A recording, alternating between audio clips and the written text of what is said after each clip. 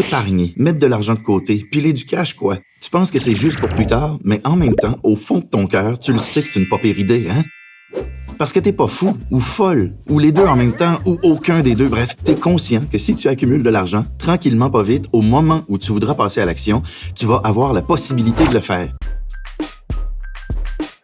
En mettant un petit montant d'argent de côté régulièrement, disons 20 ou 60 ou 134,29 par semaine, tu vas pouvoir réaliser tes rêves les plus fous, comme faire le tour de l'Australie ou bien t'acheter ta propre voiture. Cool!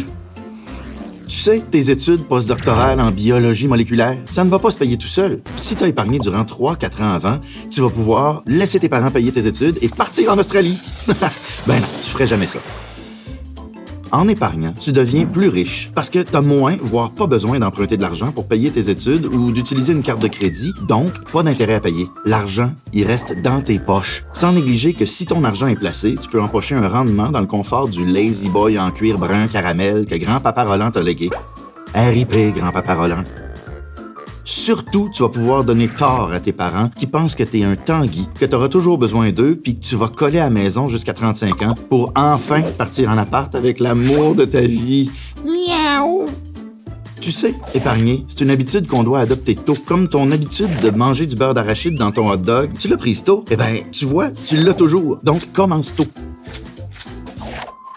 Connais-tu l'effet magique de l'intérêt composé? C'est super simple. Si, à partir de 17 ans, tu places 1 000 $ par année dans un placement rapportant 3,9 % d'intérêt et que tu n'y touches plus, à 57 ans, tu auras accumulé 96 434,82 $. Oui, je te jure. Mais si tu attends d'avoir 30 ans pour le faire, tu n'accumuleras que 48 205,34 $. Oh!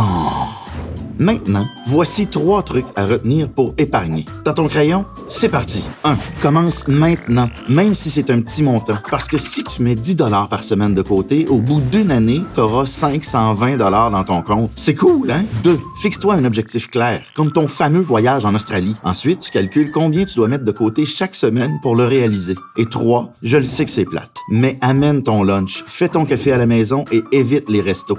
Les restos, ça fait partir l'argent fumé.